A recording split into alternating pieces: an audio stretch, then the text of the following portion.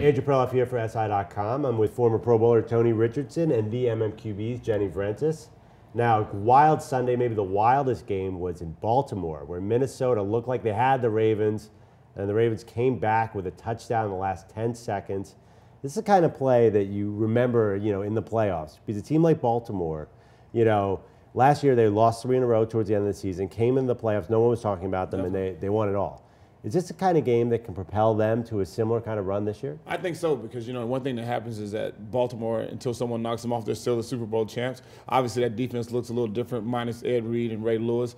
Flacco's not having the same year that got him a $100-and-some million contract, and Ray Rice isn't, putting up the big numbers. But, as a team and as a body, they've been there before, they've done that. And these are the type of wins that kind of get you going. Like, okay, guys, we're still the Super Bowl champs, and, we still know how to play great defense. We still can run the football, and if we don't turn the football over, give us a chance. And so this could be a win that could really propel them into the playoffs. Wow. And there was another crazy ending in the AFC North. Pittsburgh almost came back with a last-second touchdown. Antonio Brown stepped out of bounds.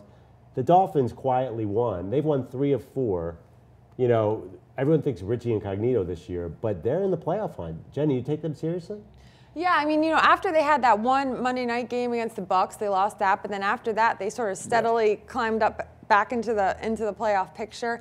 I think they'll probably stay in it down the stretch. I just don't think they'll make it. I don't trust them because I think they have a lot of flaws. One of the biggest flaws, I think, is that they bring in Mike Wallace, and Tannehill and Wallace can't seem to connect in the deep ball. It doesn't seem like Tannehill's throwing it in the right place. It doesn't seem like Wallace is fighting for the ball. It's just things like that. I don't know that they're the complete kind of team to make the playoffs, but that AFC playoff picture is a mess anyway. Yeah, we're looking at teams, second-level teams in the AFC. I think you can put the Colts there now. Yeah. They're 8-5. They're not playing very well. Maybe the Ravens, maybe the Dolphins, the Chiefs. Do you think you're looking at the sort of wild card round as any potential Super Bowl teams, or is this a Denver, New England, maybe Cincinnati year in the AFC? I think just kind of what history kind of shows you is that sometimes you can't, the team that has the, home field advantage through the playoffs and the bye, that's not always a team that's going to make it. It's a team that hits their stride at the right time, the one that can run the football. And that's why I like a team like the Ravens, because, they've been there before. They, just did it last year, and they know how to play football on the road. And once that defense gets humming, they can really, make it a bad day for you. So it's to be interesting to see what happens. Everyone's probably talking about Denver because they're